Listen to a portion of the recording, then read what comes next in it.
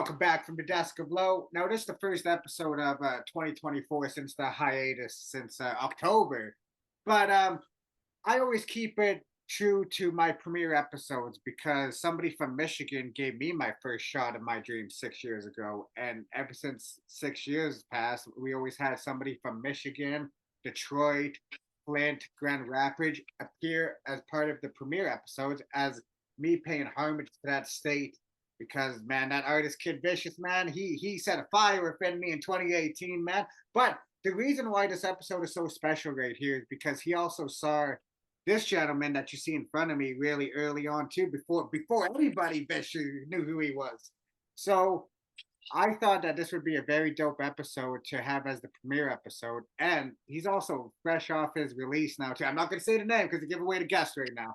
But this gentleman right here is back like he's never left us before. He went on a hiatus in 2020, but he came back, man, and he's been dropping bomb after bomb after bomb. We'll get into that. But without further introductions, man, I got the return, one and only, somebody who I grew up on as my childhood hero, John Connor. Wow, man. Thank you for that intro. You said childhood hero. You just made me feel old. You made me earn these gray hairs. No. We like 10 years ago. I'm like, yeah, don't worry. No. Listen, aging is a beautiful thing. I'm joking. I kid. Thank you so much, man. Hey, man, with your music, man, I grew up throughout the years now, too, because I remember discovering you in Salvation. Our first interview was like 4 years ago now, too, but you know, 4 years a lot can happen. And I watched all your interviews since then. And one question they never ask you because you're a movie buff like me and your name is John Connor. What did John Connor think of AI? What do I think of AI? Yes, sir. My opinion on AI is I think that I feel like is too much of a good thing can always be a bad thing. I think that when you start taking actual human involvement out of certain things, it's never a good thing. I think that life is beautiful because of this, the uniqueness of all of us as individuals. So when you start having artificial intelligence be able to think like a human or calculate your response, or you know what I'm saying, you're actually kind of like making humans obsolete, which is not a good thing. We're all humans, you know what I'm saying? And so it's almost like saying that we're useless because you're able to program these computers to do things that a human could do. But I think what makes us dope as humans is that we are so unpredictable. We learn from our flaws. Sometimes our flaws are what kind of inspire other ideas. So if you're creating like artificial intelligence that's flawless, then it kind of is a setback to humanity overall. So I guess that was the long form version to say that I'm not a fan. Okay, me neither now. Now, do you think the movie The Terminator taught humanity any lessons about those movies? Do you think the people even seen these movies? You know, that's why it's always interesting to me because you would think that if you watch Terminator, we see where this is headed. Yeah. We know the end result.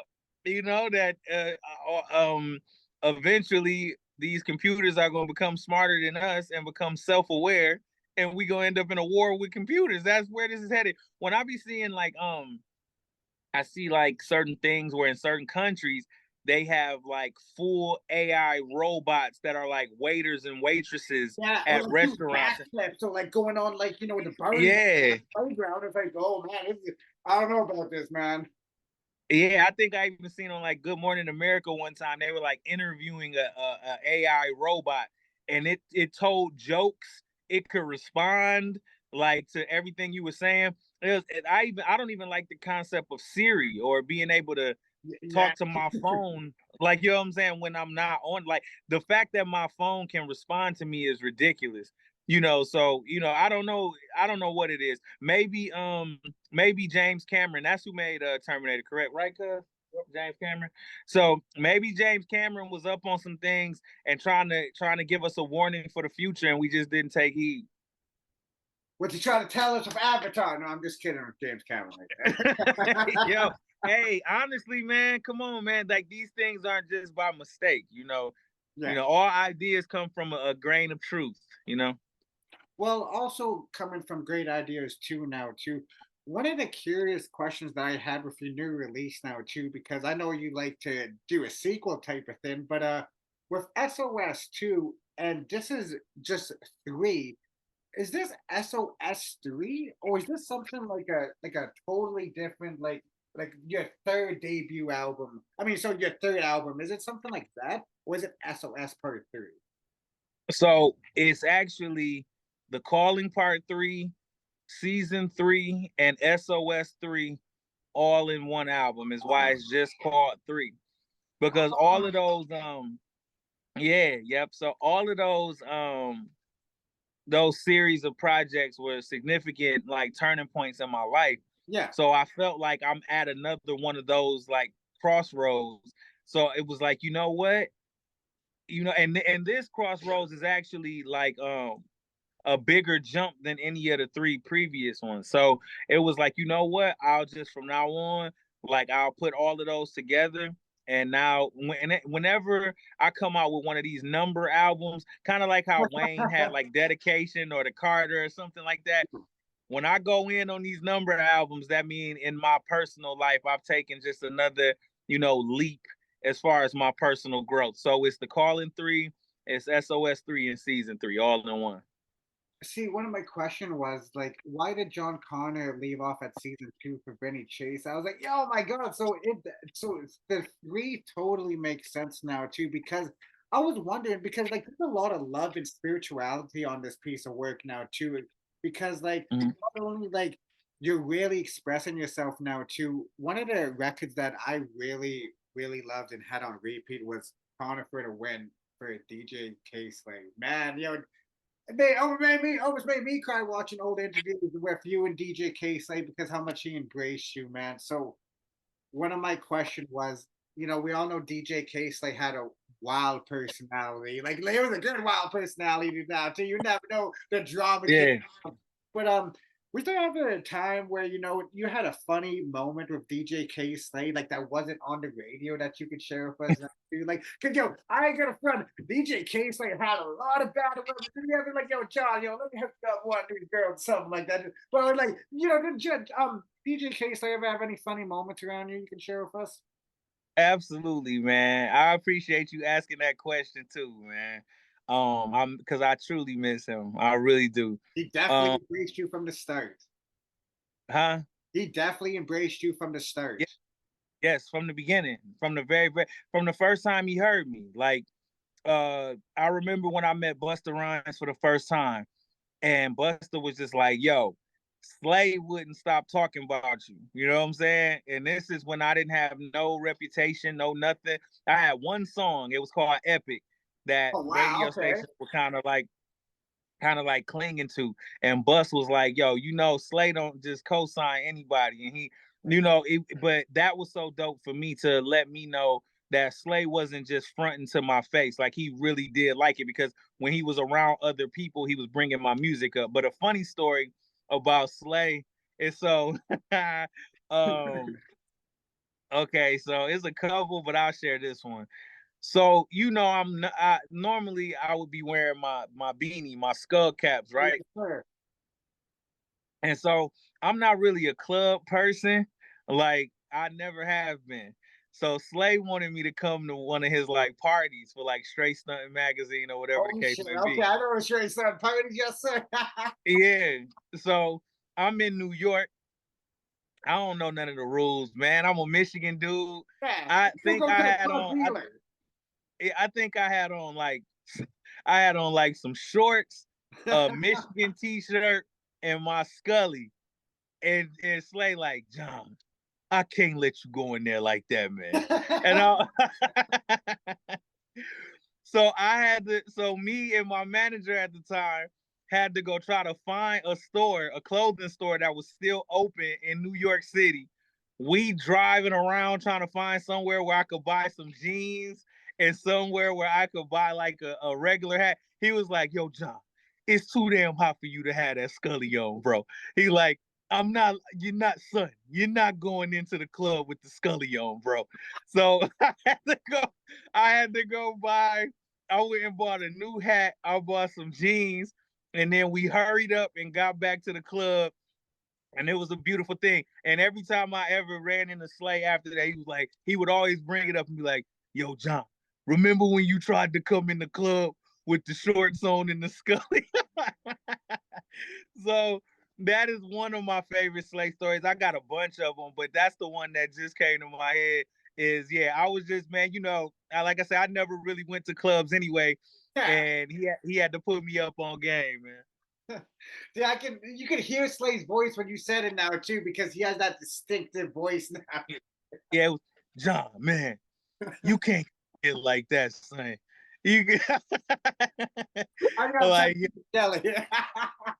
So yo, one of your moments now too, like because I know you're a big man. Oh yeah, how my bad. Rest in peace to the drama king, DJ K Slay, Rest man. We miss you. Drama King, I love him dearly, man. Yes, sir. So one of your childhood heroes that made you want to start rapping was the actual Master P, like No Limit Soldiers, song now too. So this is actually like a couple part question now too. So let me word this out right now too.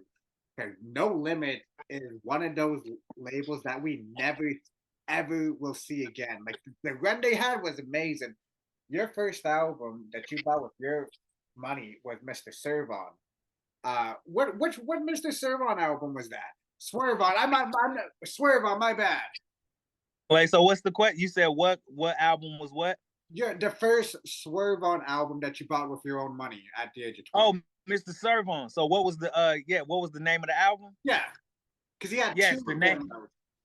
Yes, and it's Mr. Servon. Yes. So the first album I bought with my own money in 1997 was Mr. Servon Life Insurance.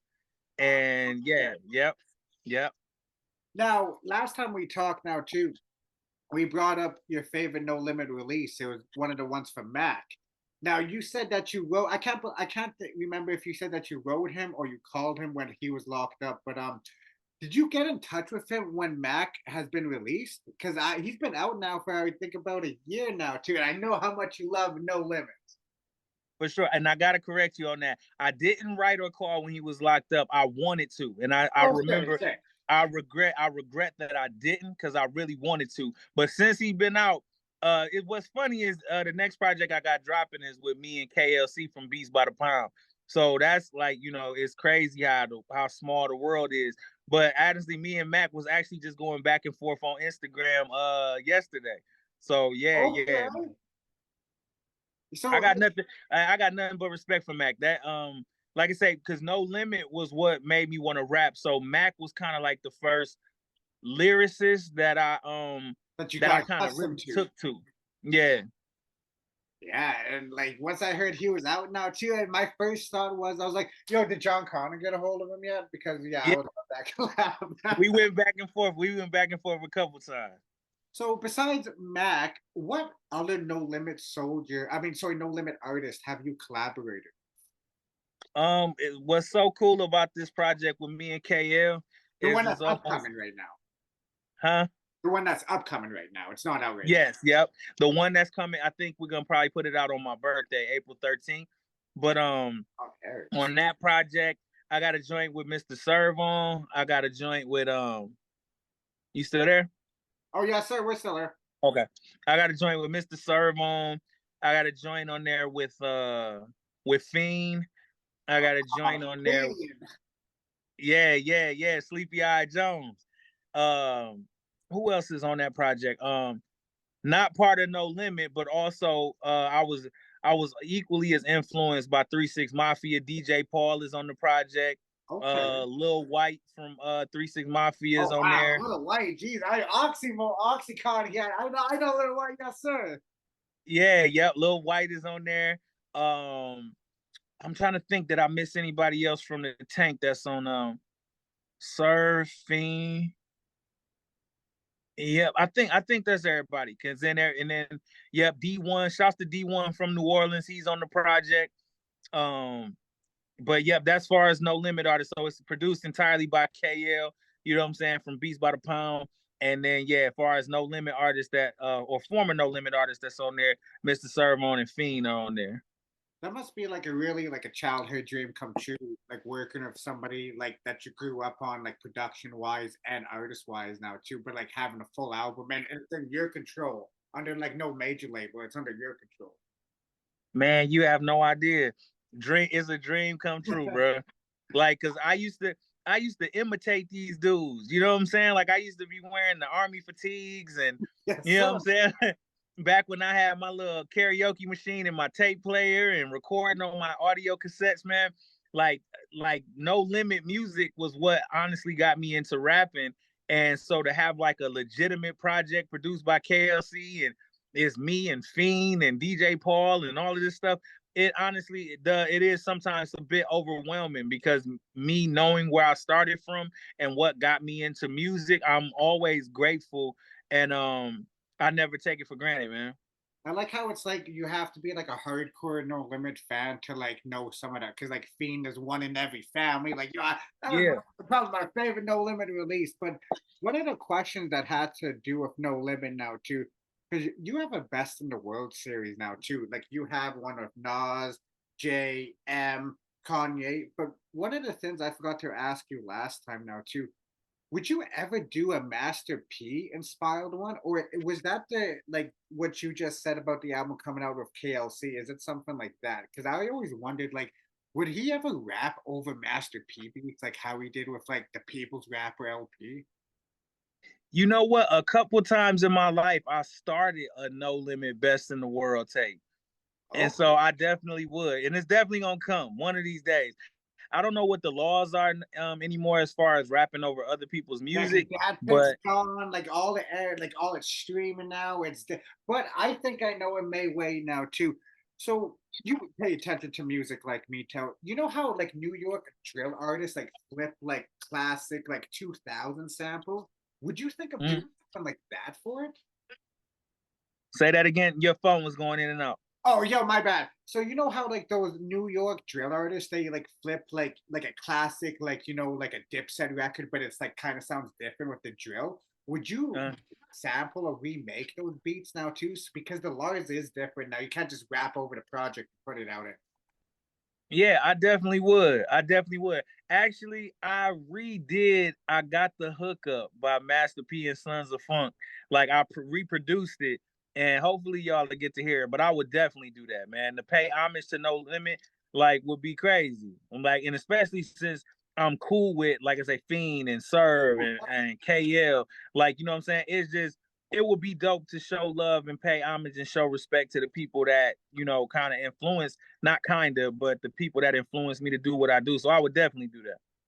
See, like No Limit's not really known for their lyricalism now too. So it's crazy how No Limit inspired you to rap because like when they hear a John Connor song now too, you would never expect that Uh, this guy grew up on No Limit. uh, yep, So that's a fact. No Limit, man. That's what it was. It's like I grew up in a household that definitely had hip hop in it. I always give credit to my sister for that. She was listening to Tupac and Biggie, and she was listening to Goody Mob and Outkast. oh Dirty She was Mob now listening to, too. Because yeah, shouts to I'll my, wait my for that. man, I'll shouts wait to for my big that. homie, huh? I'll wait for that because you also have somebody else from Gritty Mob on your album now too. Yeah, I was definitely gonna say shouts to big homie Cujo Goody for jumping on the project. Um, but yeah, man. So hip hop was definitely always in my house. But as far as like that spark that made me want to rap, it was No Limit Soldiers. It was the TRU True to the Game album. That was the album that literally changed my life. How people say there was a moment that like changed their life forever. It was the TRU True to the Game album. That is what made me say I want to be a rapper, which is crazy, right? Because like you said, like the type of music that I guess I'm known for doing, people Yeah. wouldn't necessarily put two and two together like that. But it's true. It's true. No Limit was what made me want to rap, period. Because you have a song like "Thank You" and it's like, yeah, I influenced by Mr. Ice Cream, man. It's like, really, yeah, that's crazy, But see, here's the thing. You know what? I'm glad you said that. But you know what? Here's the thing. I think that there's a misconception because when people think of No Limit, they think about it, Yeah, Ice Cream Man, make them say. I was buying all of those albums. So there was a soulful side to No Limit that I think honestly gets overlooked sometime. And I think, yeah, the singles were the rowdy big songs, but if you bought like No Limit projects, like even we were just talking about Mr. Serve on Life Insurance. He had a song on there called Heaven is So Close, which was so soulful. That was a song that changed my life. He had another song on his next project, The Next Level, called I'll Be There, which was these were soulful songs. I Miss My Homie was a soulful song. If you go back and listen to like No Limit albums, even Fiend had a song called Take My Pain, which was crazy soulful. There was a very, very, I think No Limit was the perfect blend of, you know, get crunk music mixed with Southern soul. You know what I'm saying? And then if you knew where to look as far as which artists on No Limit, it was definitely like helly lyricism on No Limit. But I think it gets overlooked because I think No Limit as a brand itself, the Army Fatigues, the No Limit Tanks, the Body, I think because that's what kind of captivated most people. That's what everybody remembers them for. But me, I was like a legit diehard No Limit fan. So I was listening to more than just the singles, and I think that's what influenced me was the soul in their music.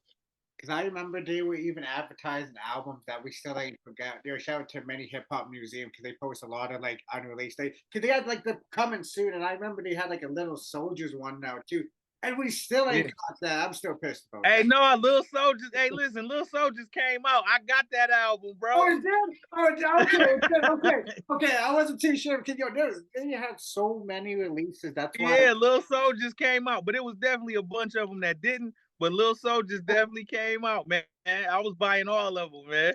See, this is why like No Limit will never be replicated now. Too. Have you wait? I don't think have you met Master P yet?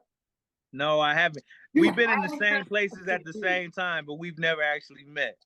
Wow. Okay. Yo, Master P. If you watching, man, yo, can you do an intro for John Connor, man? Because so That's what's up, man. But no, everybody that I met on No Limit is super cool. Mia X, such a beautiful soul. Uh Serve, kicked it with Silk the Shocker before. Um, like just all them cats, man. Shouts to Moby Dick, shouts to CeeLo's Beats.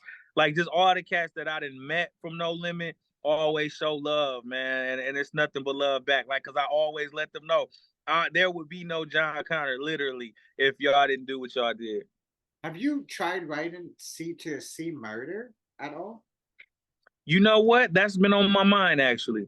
That's been on my mind actually. Because I think his daughters run his Instagram now too. Because I'm not too sure. Because I know BG when BG was locked up, he always was posting like, this is my inmate number and stuff like that now too. But like, I think like a John Connor and C Murder, like just a conversation over the phone, just of the two of you together would be good. Like, you know what, you can just put it as a skit for your album now too. But I think that would be very dope for yourself and the world.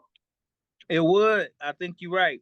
Because like honestly, that's funny you brought up C Murder. C Murder is my favorite gangster rapper of all time. Oh, really? Okay. I Yeah. never was suspected. Oh, wow. Okay. Yeah, C Murder is my favorite gangster rapper of all time.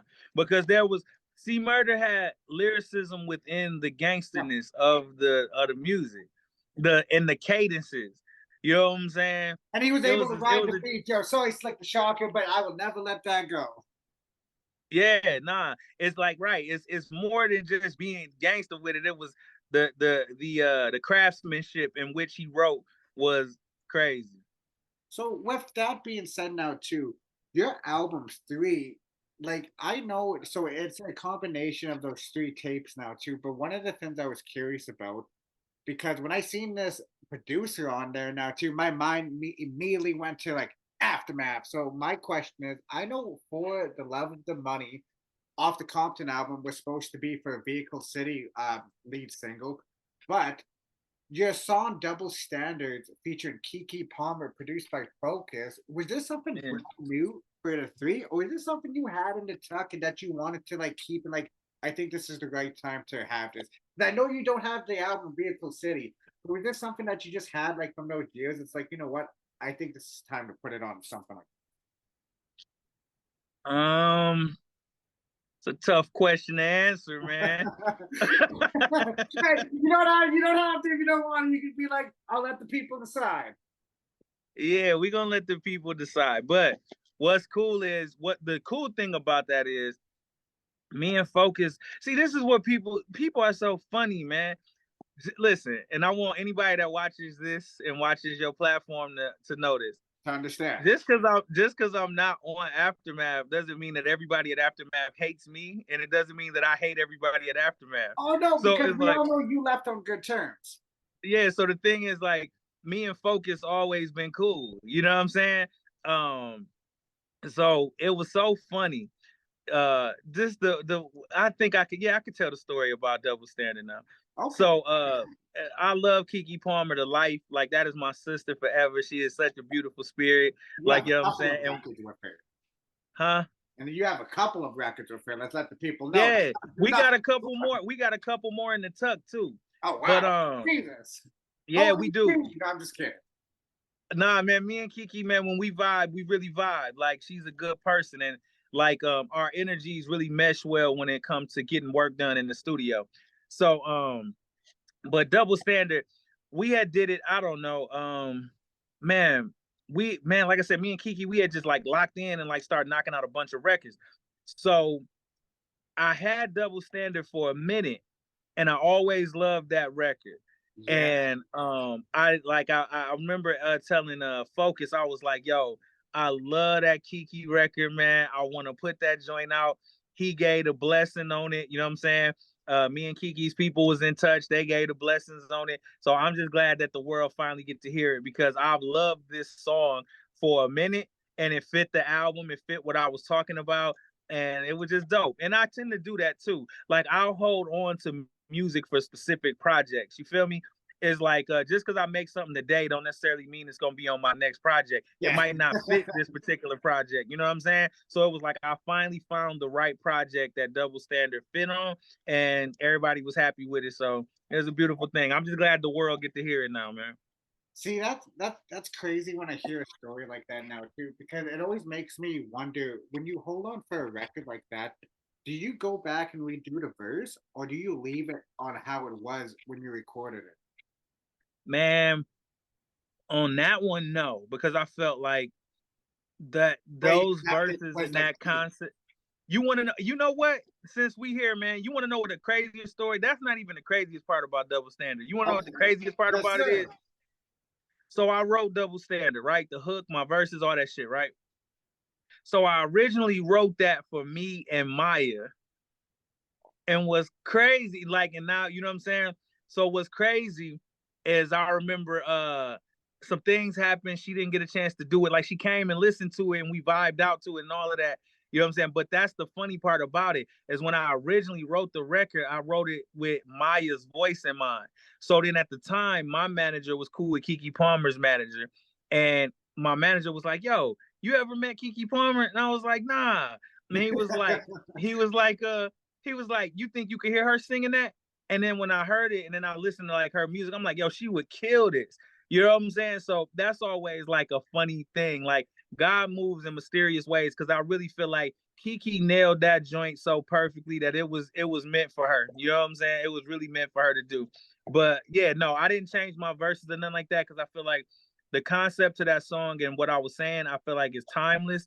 And no matter when you can listen to that song 10 years from now, it's still going to apply, and it's still going to be people going through the BS of the double standards of relationships and trying to find happiness within your relationship. Well, because it's one of those records that has substance and meaning to it now too. Yeah, because like I like what you said on like the 2020 Survivor now too. Like we just overcame like the craziest like disease in the world, that we're still making songs about throwing money in the club and not wondering like how life should be. But when you hear a song like Double Standard now too, it's like damn, like this is something that you can play 4 years, 10 years from now, and it still sounds like the same time when you first heard it. If you never heard it before, Thank you for saying that, man. That's what I look for when I make music, man. And when Focus first played that beat, that's what I heard. It was something that reminded me of my childhood and what I used to love about like Mariah Carey featuring Mace, or Oh Mariah yeah. Carey featuring Jay-Z, or Jay-Z and Maya, or Maya and Silk the Shocker, or when you would have these like rapper R&B singer combos on these songs, and it's like it took me to my childhood, but at the same time it didn't feel dated. It felt timeless. I feel like there are artists today that are taking whole beats from the 90s trying to recreate that sound. And because Focus is such a genius at what he do, and he was making hits at that time, he gave me an authentic version of a sound that people are trying to recreate today. But I'm lucky, I'm blessed, I got the authentic version of it. So I'm grateful for it, man. See, and since we last talked now too, Focus been on the show, the DOC's been on the show. I forget who else. Yo, sorry for my aftermath people. I forget who's been on the show. There's been a lot of people though. But Focus though, I remember when I brought you up on the show, I was like, so tell me about a few aftermath artists. I remember John Connor and his word was like talented. I'll send you the clip. I'll send you the clip. Yeah, send me the clip. I would love to see that. Now, Yeah, Focus, that's my dog. When man, Focus, I got nothing but good things to say about Focus. Like, not just in the studio, but just as a human being. Like always one to be elder that gave me advice in the right direction.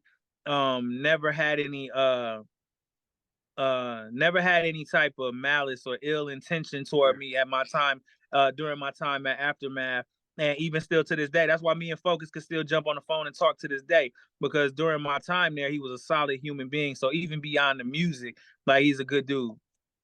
and speaking of that now too, you also have an album coming out with DJ Slick now too. Oh, DJ Silk, yeah. Oh yeah, my bad, DJ Silk. Yeah, my bad. DJ Silk gonna be mad.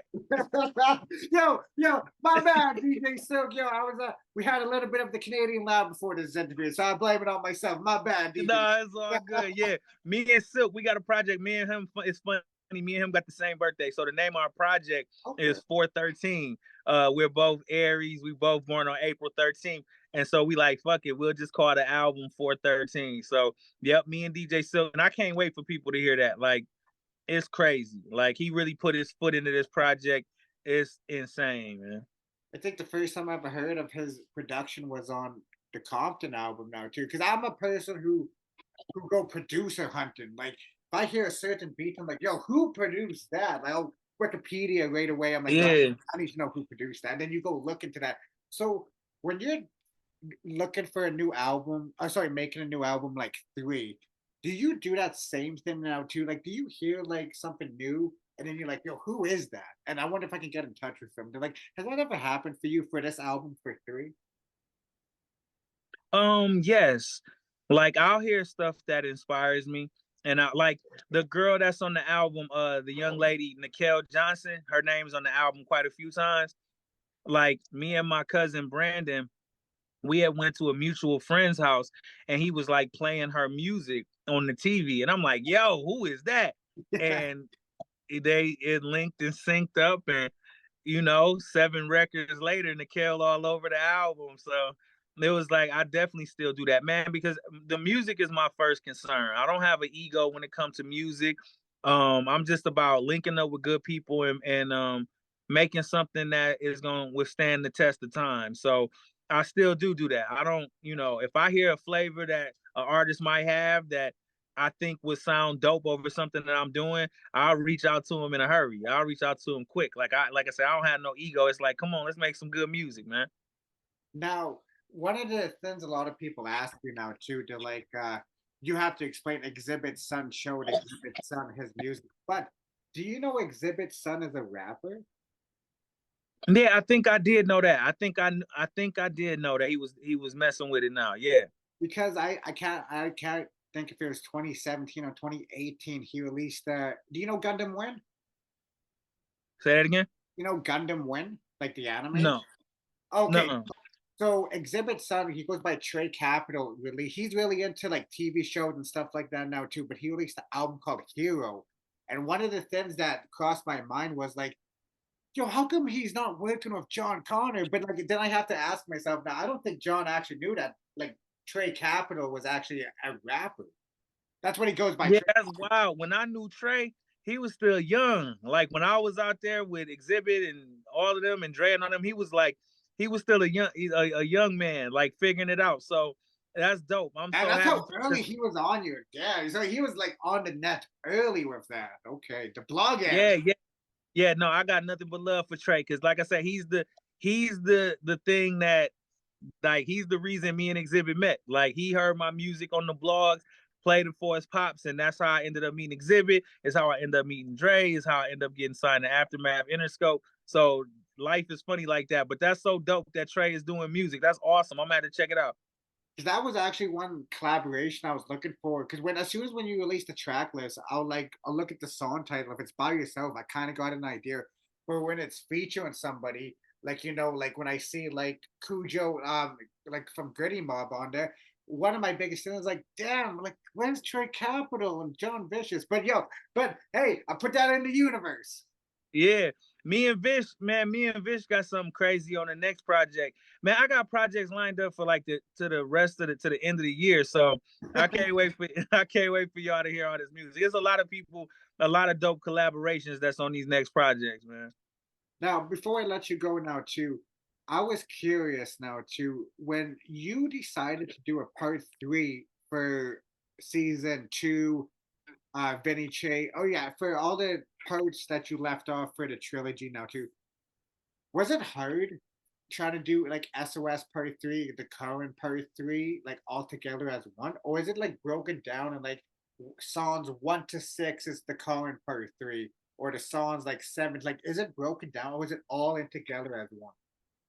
I would say all together as one because more so it's like a feeling that made this three. You know, it wasn't like I was trying to live. It wasn't like I was chasing the title. Like I didn't make the title first and then I was making music to try to live up to the title. It was like I'm at a certain place in my life that I felt like when I felt this way when I made the Calling Part 1, when I had left Michigan and I moved to Orlando and then moved to Miami. And I knew that it was a fork in the road in my life. I felt this way when I was making, yeah, those were the callings 1 and 2 when I left home, a fork in the road in my life. Then I felt this way again when I was making the season albums. I had met my then manager, Mateen Cleaves, and my other manager at the time, Young Sav. That was another fork in the road turning point in my life. Then SOS's, I felt that way when I had left Aftermath, and I felt like, okay, I got to start over. I got to get it from the mud. I got to do what I got to do. So 3 comes at a time where I feel that exact same way that I felt those previous 3 times, where I knew that a change in my life was happening, and I needed to let my art live up to not necessarily the title, but my art needs to live up to where I'm at in my life. And so for me, it wasn't even a matter of like, it just was like, oh, this is 3 because this is the way I feel. This is the way I felt those previous 3 times. So it wasn't like I had to think about it like that. It was more so I know that this is a turning point again, just like those previous albums were. It blew my mind knowing that this is a part 3 to the Carlin, SOS, and Vinny Chase, man. Because man, I waited. Now I'm gonna go into this project after this. I already listened to it like when it first came out, but now I'm gonna re-listen to it knowing that this guy does not leave sequels unfinished. Because I absolutely can't stand when people do that. Like it's like why would Thanks. you leave something unfinished? Like what? Like I'm trying to think of a movie sequel that only stopped on 2, but it's not coming to my head. If you can think of one, just let me know. Let me see. Hot Tub Time Machine 2. I think there was a Hot Tub Time Machine too. But no, thank you, man. Thank you for that, man. Because yes, it is the excuse me, it is the conclusion of all 3 of those series of projects. And like I said, it was more so just based on the way I felt. And it was kind of like each of those series of projects, there was growth that happened.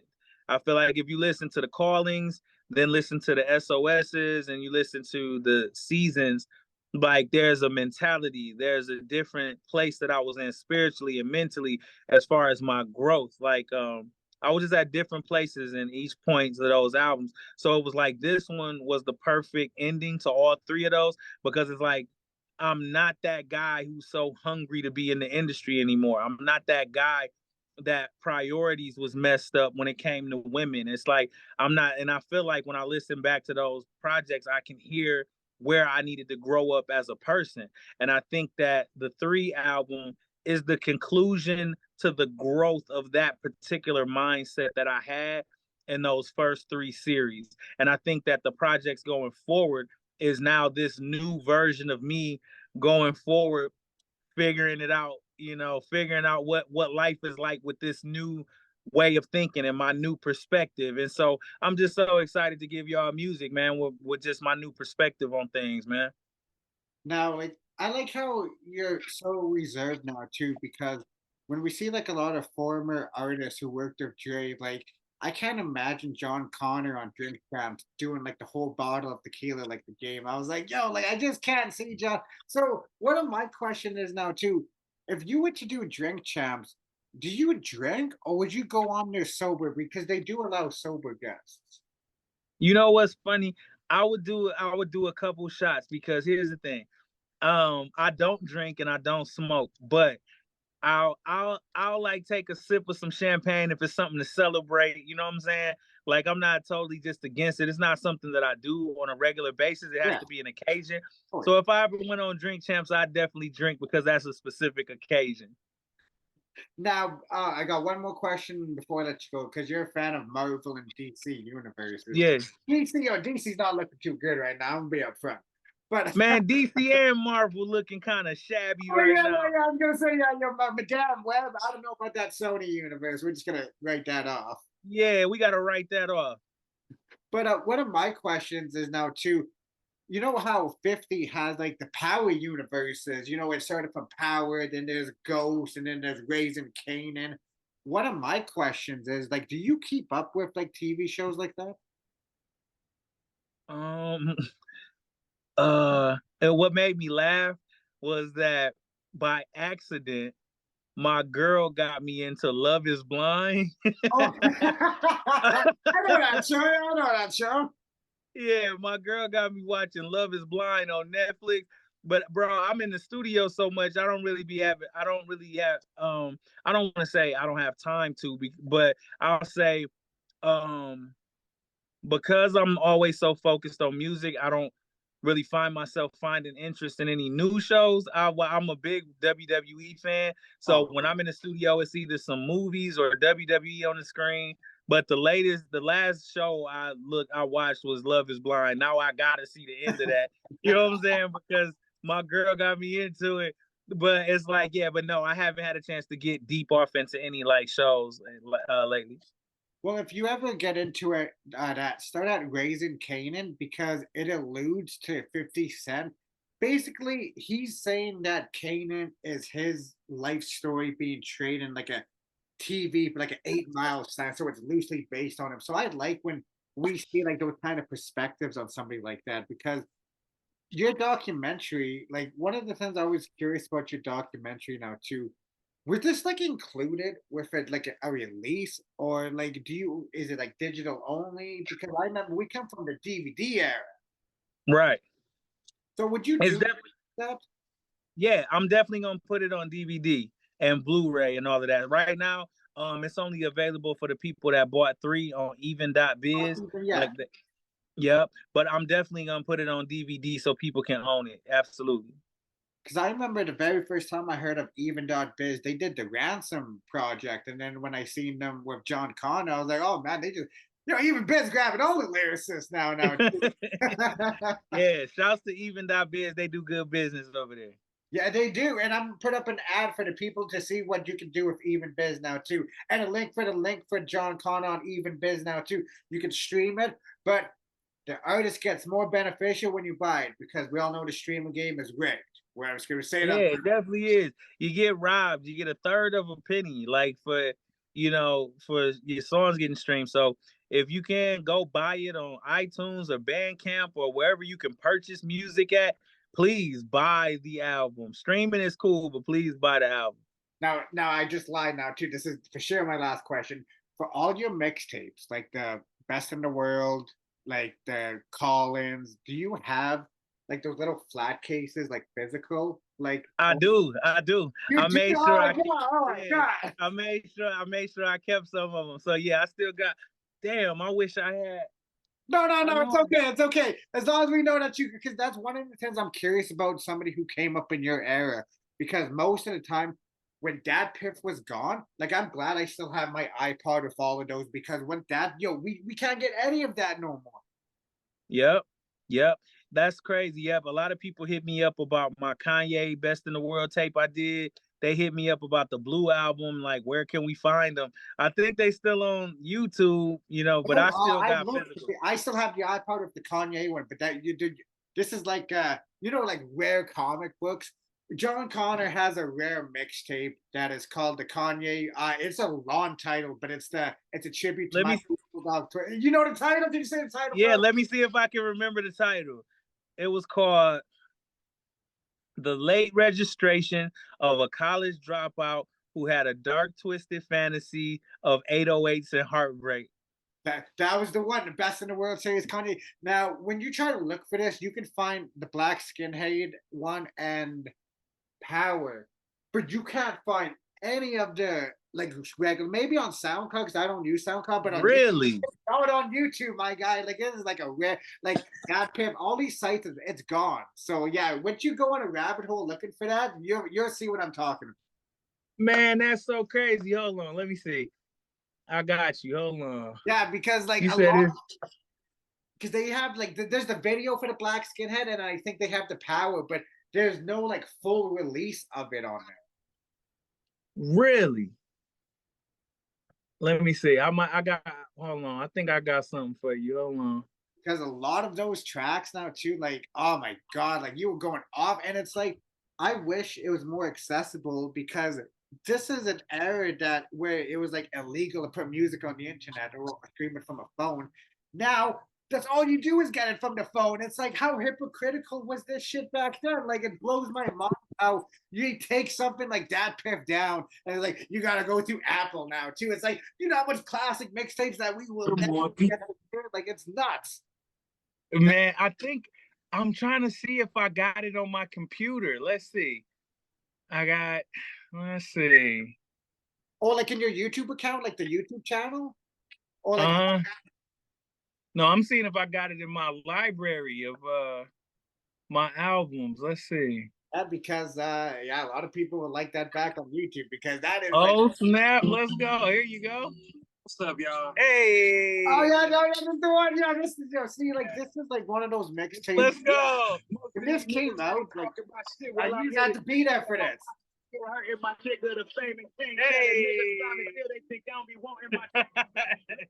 So yeah, if you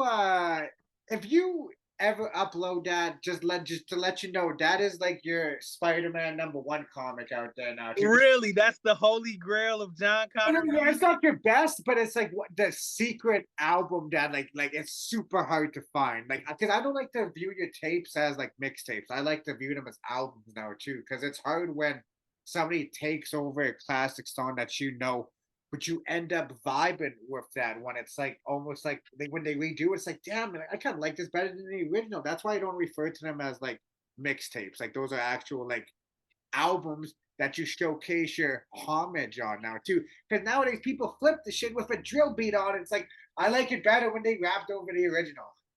Right. Well, Matt, send me your email address and I'll send you this Kanye tape. I was gonna say, I have it on my iPod, my guy. We got the whole thing. I had this iPod since high school. Oh, you got it? I'll show you the whole tapes I have on here by you. So yeah. Don't worry, I got it, my guy. We live. Okay, I was just making sure you got it. You might want to go back on YouTube and upload it under a different YouTube channel so you don't get striked. Man, well, good luck, man.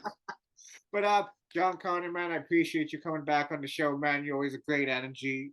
Any last words before I let you go, my guy? Thank you for always being an amazing spirit, man. Thank you for having me on your platform, helping me spread the music. Because being an independent artist, man, you already know, man, word of mouth is the greatest form of promotion. I truly appreciate it, man. And man, just anybody watching this, please go buy the album. It's called 3. More music is to come. Follow me on my social media at John Connor Music. That's JONCONNORMUSIC. And yeah, man, spread love, be good to each other. It don't cost you anything to be nice to somebody, man. That's it. Now, for the people watching out too, his links are in the description below. If you can't find the album, or if you're just bad at Roman numerals, just put in triple I all capitals. You'll find it right there, my guy. There we go. There we go. This gentleman right here is the first artist to put me on an actual album. So how can I not be a John Connor fan for life? Oh man, that's love. I grew up on you when you put me on your album, SOS. Yo, I cried, but yo, we're not getting into that. Yo, that's love. That's love, my guy. Yo. Hey, no, I cried when I was making it, man. Y'all all made me cry, man, with the nice things y'all were saying about me, man. So come on, man. It's nothing wrong with crying. It was a full circle moment because I thought I was gonna be a rapper, but I turned into a media because I can't rap. But yo, that's it from the Just Alone. Yo, we got the one and only John Connor. Yo, John Connor, you have yourself a beautiful Sunday, my guy. You stay blessed as always. You too, man. Love. One love, my guy.